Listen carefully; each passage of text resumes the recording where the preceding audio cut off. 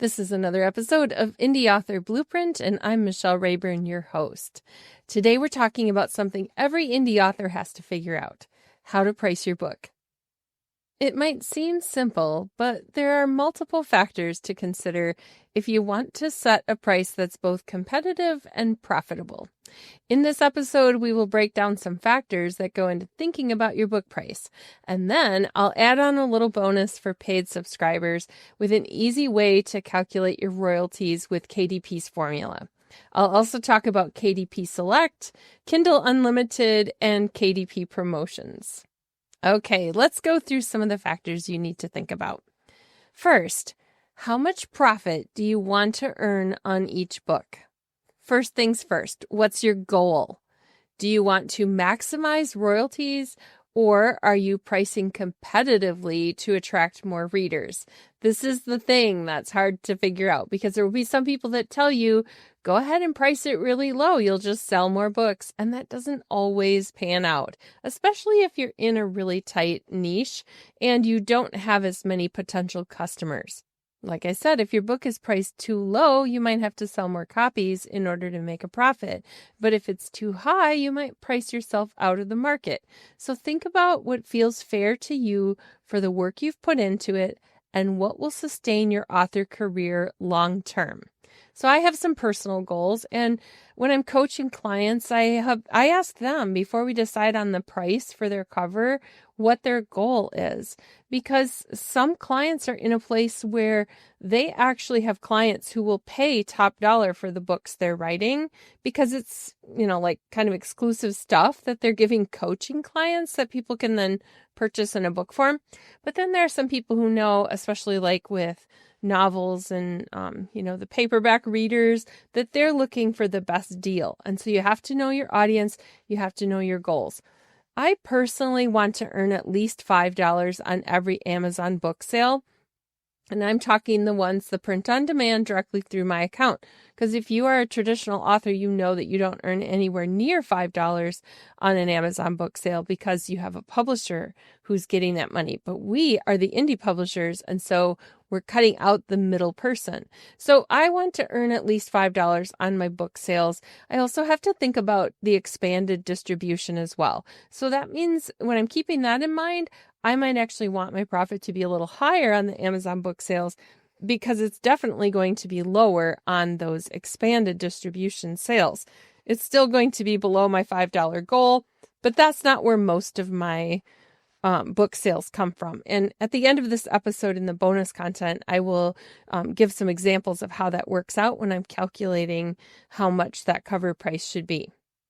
So the second factor that we need to think about is how much it costs to print your book. If you're publishing a paperback or a hardcover, you have a printing cost in both of those. And we're talking about that portion of the cost. And we're talking about the cost. We're not talking about like hiring your editors and hiring your designers and all that. That's like a whole other thing. And you're going to earn that back when you are selling books and adding to your royalties. We're specifically talking about what it costs when someone purchases your book. So there's a cost to printing it. And then there's a little bit of a cost even for distributing those ebooks. And then there's the portion that Amazon gets to keep. And so we want to factor all that in. The printing cost is print on demand. So KDP Printing or Ingram Spark, they're charging you a per book price based on the final trim size, because the bigger the cover, the more it costs to print it.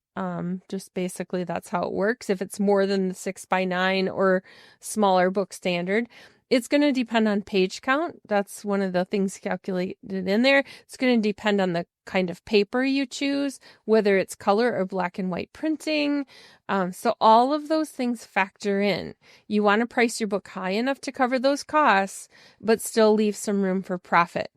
Also, if you plan to sell wholesale to bookstores, you're going to need to factor in distribution discounts. So When I'm pricing books and I'm selling through Ingram Spark, I have to assign a percent discount that they get, and it's different from what you're doing on KDP.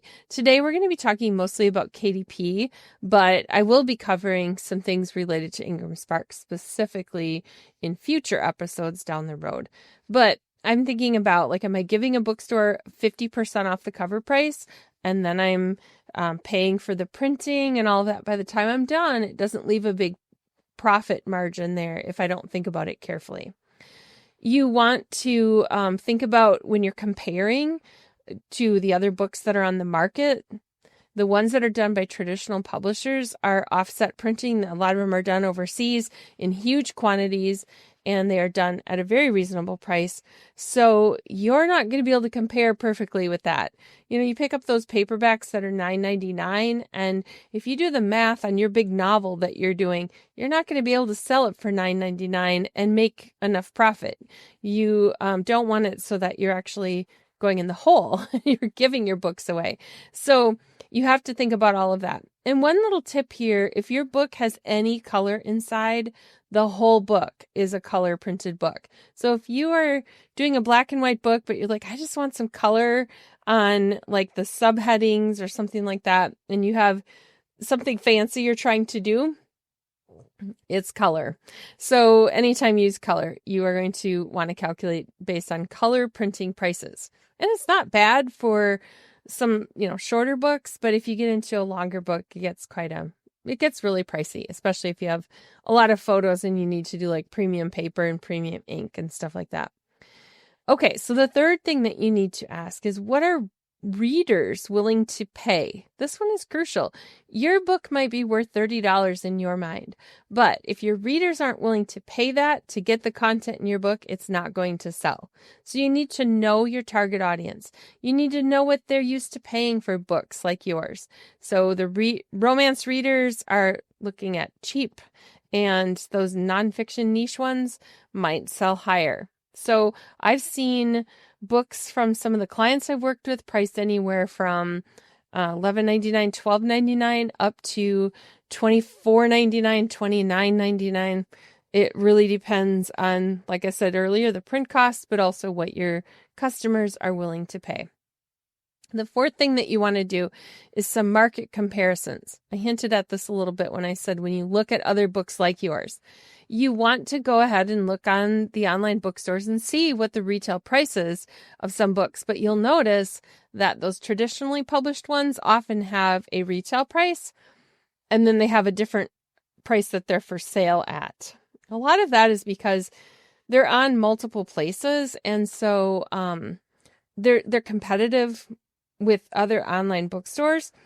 And so if you ever publish a book and you see that, you've set a price of $14.99 and today it's $13.49 or something like that, don't worry, you're still getting the same royalty. It's marked down because Amazon's looking at where else it's out there, and it's being competitive if it's on sale somewhere else. Or maybe there's different factors for why they're marking it down, but just don't panic, because that does happen.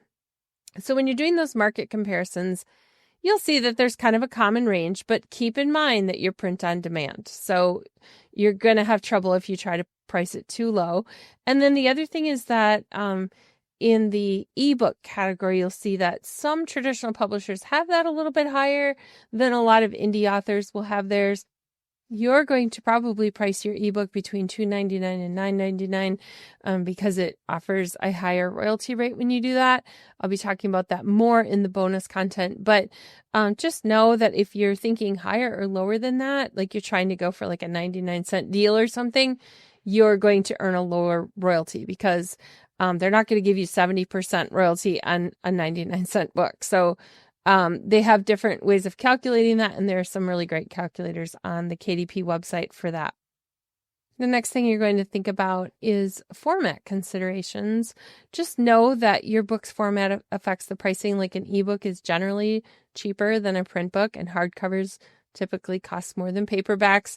I'm not covering audiobooks here, but know that audiobooks have an entirely different pricing structure. In fact, the one that I did that's on ACX, which is Amazon's audiobook It's actually connected to Audible. If you're a subscriber, you know what that is.